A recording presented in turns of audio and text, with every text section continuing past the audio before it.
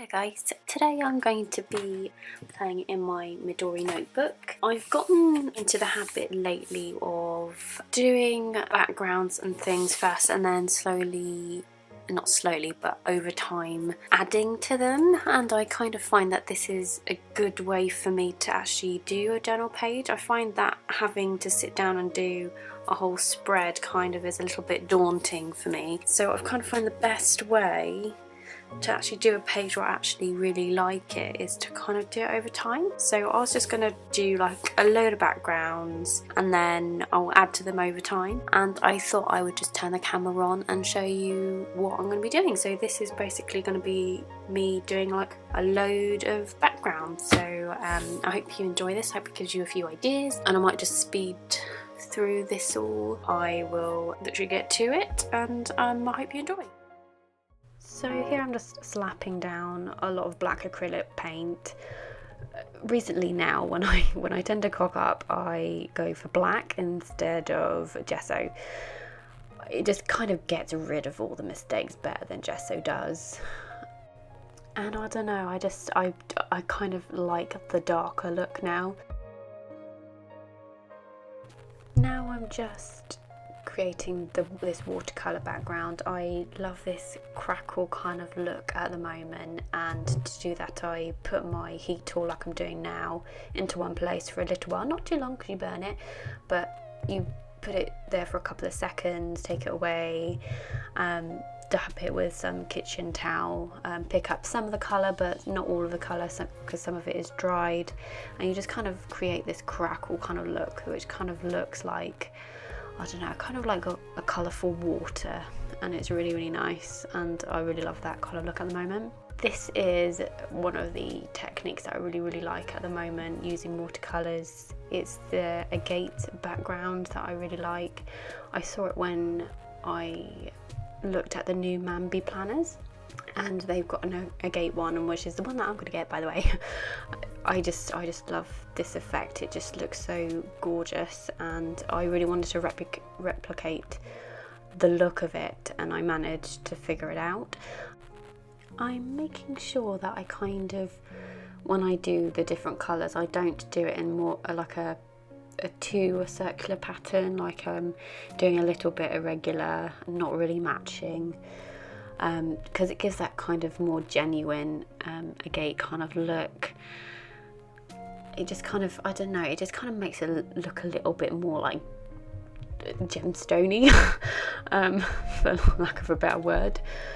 But I'm going in with different colours, some of them different sizes and just different shapes, just to give it this more genuine kind of look. And I'm doing it with these like beautiful sort of indigo, greeny, turquoisey blue kind of colours, and then I'll go in with a pink just to give it that contrast, and then I'll go in with a gold watercolour by, it used to be called Willow Cabin, but she's changed her name again. I think it's called Victoria Barron, I think. I'll leave a link below. But this just stands out so nicely and just gives it that shimmery kind of look that you would get from like an agate, like glittery, you know, it's so bright, and it's just really, really nice, and it kind of gives that lovely kind of contrast with the blue and the green and the indigo and things. I'm really loving indigo at the moment. I just kind of put it in everything. And the colour, the green, the juniper green, I just love that. It's from watercolours from the, what's it called, Dr. P.H. Martin's, and I love them at the moment. And then I'm going in with my Jane Davenport, I never can say her name right, palette, the Brights palette. That's one of my go-to palettes. I really like, you can see that is like nearly empty. But yeah, I'm just going in the middle with this beautiful kind of pinky purple colour, and it just gives it that lovely contrast against the other two, but it still goes really, really well together, and they blend really nicely as well. So if it wasn't dry, then it wouldn't turn into mud.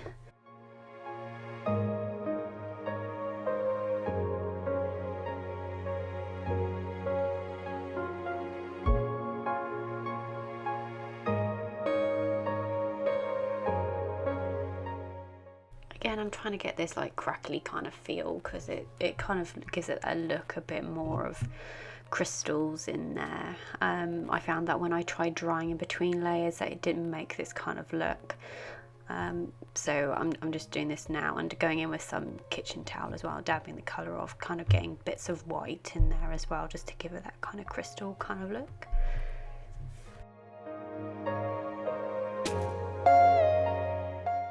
See, I'll show you what watercolour it was, but you can't really see it because it's too fast. But yeah, I'll leave a link below. I love this watercolour, it's just so beautiful. Her other watercolours actually are really, really nice as well. I've got a few colours of them, and although the gold one is definitely my favourite. The Gamzai Tambi ones, I think that's what they're called, and also the Fine Tech ones also work really well. As I did my gold comparison before, they're just really nice, and they're shimmery and they're beautiful and bright, and they'll work on anything. But I just decided to go with this one because I really, really like it.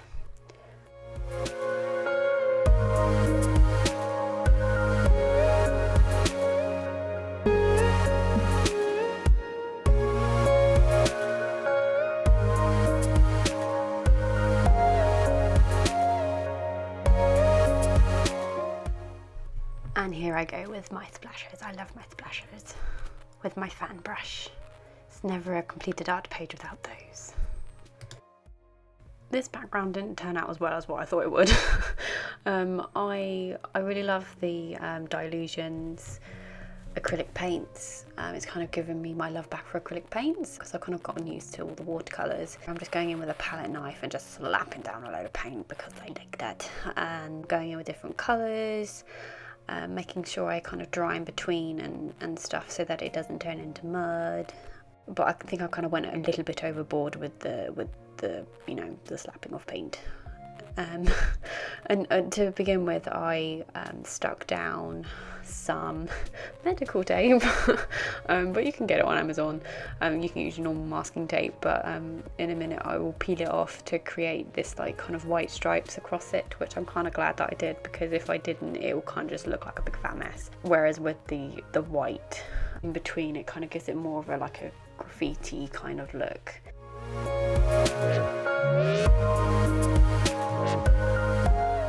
So I kind of went in with black here because I like me black, and initially started really nice, and then I kind of went a little bit overboard.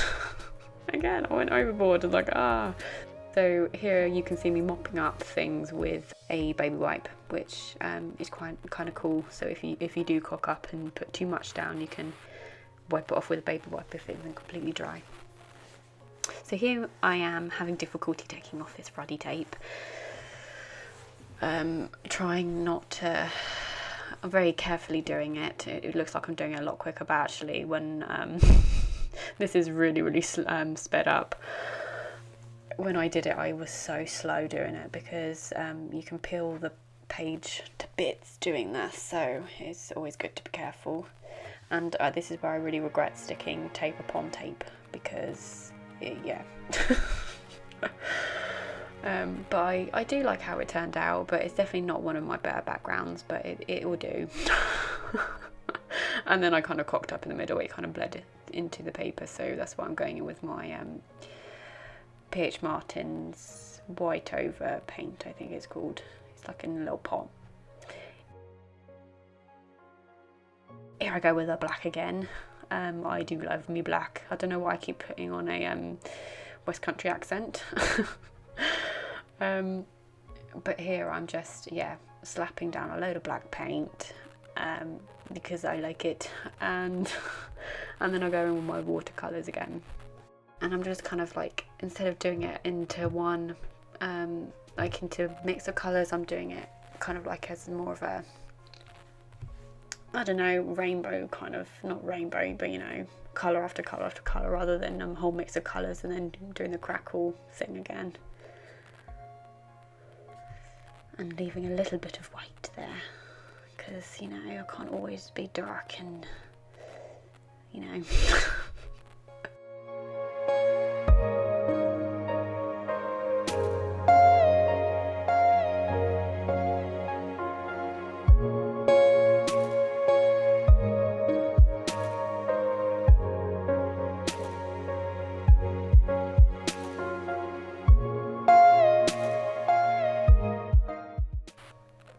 Here I'm using my Lindy's Magicals. I love these. When I first got them, I really didn't like them. It's because I couldn't get the technique down. I treated them as normal watercolors, but when I got the technique down, I really enjoyed using them, and I still enjoy using them. I just love the kind of specks of color that they give, and it looks really nice. It doesn't look too nice when they kind of all blend into mud though. You know, when you get the technique down, it does kind of work. And afterwards, I always have to remember to make sure that it's dry before I wipe off the excess dust, or micro powder as it's called, dust, because otherwise you leave a big fat smear. Here I'm going in with my lovely gold watercolour that leaves such a lovely shimmery kind of look, and I just think these go really well together, the gold and the Lindy's, because they're all shimmery. Here I'm going in with more splatters. I do like a good splatter background. Here I'm using the what they're called, I can't remember, the neon lights, I think they're called. Pick them up, the Americana Neon Lights by Deco Art. They're kind of like a neon but more pastel, which is really pretty. There I was just deciding black, gold, and I went with the black in the end because needed that little bit of contrast, and I think the gold would have just blended in with it. And I just showed my hands kind of like really looking messy. So here I'm going through all the pages that I've gone through, seeing what else I can do.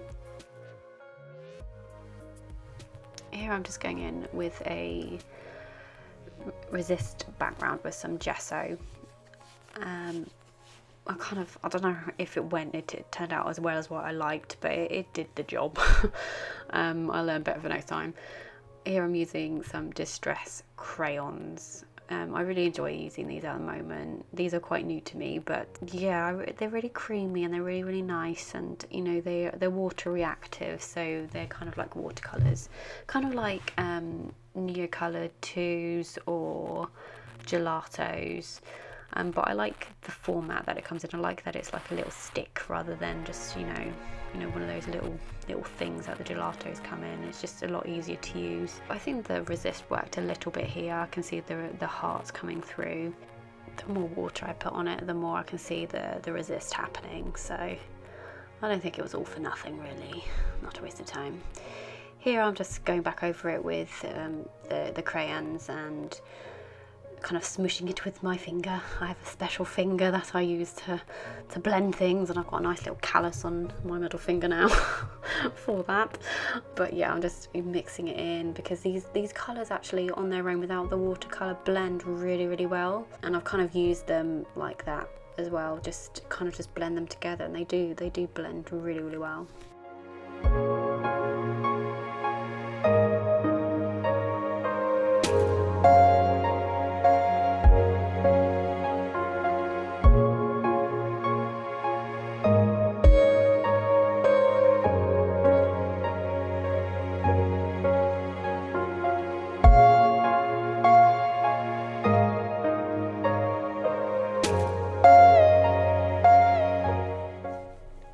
Here I'm kind of folding the paper in the middle to cause like a tip-in effect, but not quite a tip-in. It kind of just causes a nice little bit of contrast between pages if they're going to be different, or they could be the same. They could like work together, but you know, you kind of want to kind of split it up a bit. I'm just using some thin washi tape that I've got recently, lines on one, circles on the other. And it's so satisfying watching this go really fast because it took me bloody ages.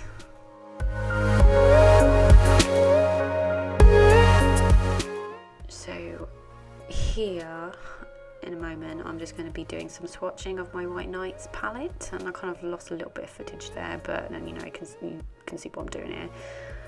This is just a really good way of getting colour down on a page if you don't really know what to do. It just, I don't know, again with dots, it's a nice colourful dot pattern, but it's a nice way of getting a load of colours down. And you know, if you're not really if you're kind of struggling to know what to do. And it's kind of nice just to see what your colours look like on, you know, on their own without being blended.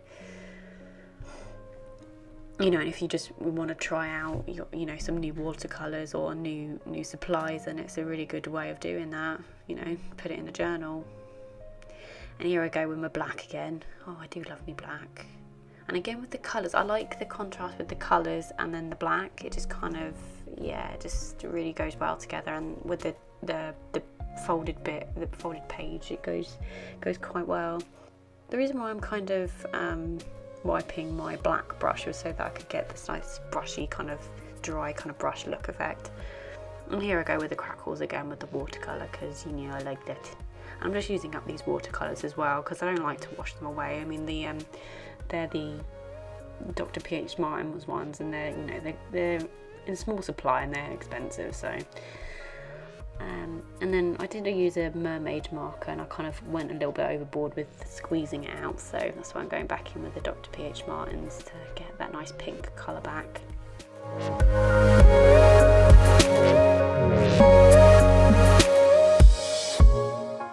And then just doing the little crackle effect again, dabbing it a bit, drying it a bit, dabbing it a bit, and then I got my pink brush in a minute and kind of move the colour a little bit as well, so it creates that nice effect.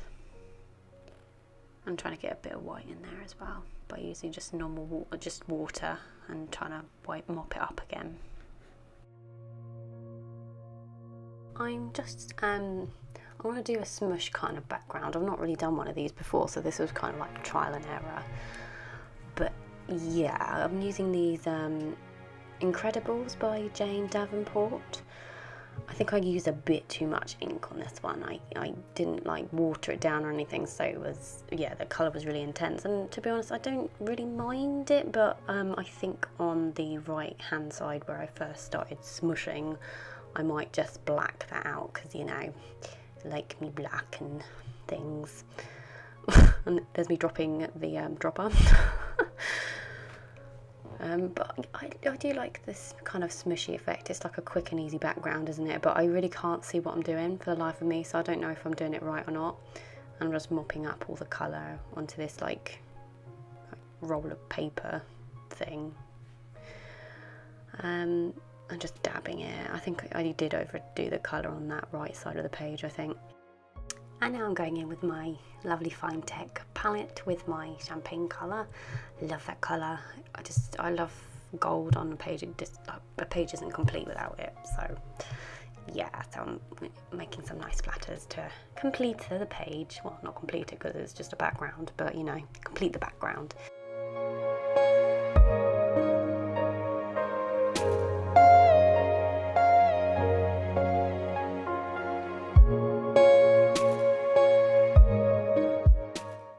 So I thought I'd do it again because, yeah, I wanted to try it a different way. I am watering it down more.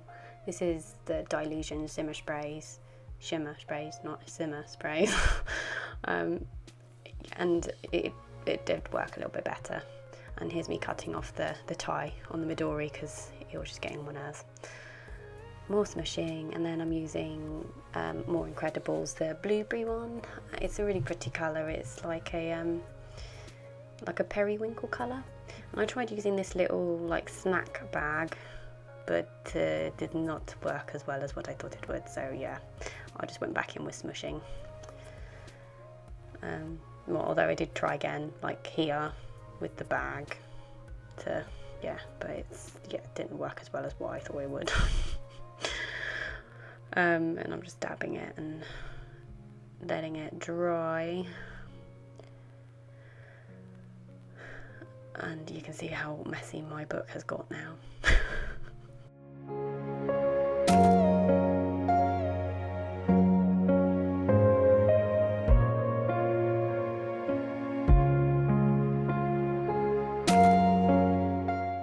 Really do like this kind of smushy background. I think this one worked a lot better than the other one.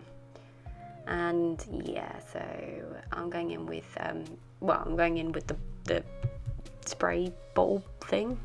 I'm like, how do I make splatters with this? So I just dipped a brush in it and just like yeah, did it that way. It's nice because it's kind of got like a more intense kind of colour. It's the same colour, but it's more intense when you do the splatters that way. And I thought that really went well together.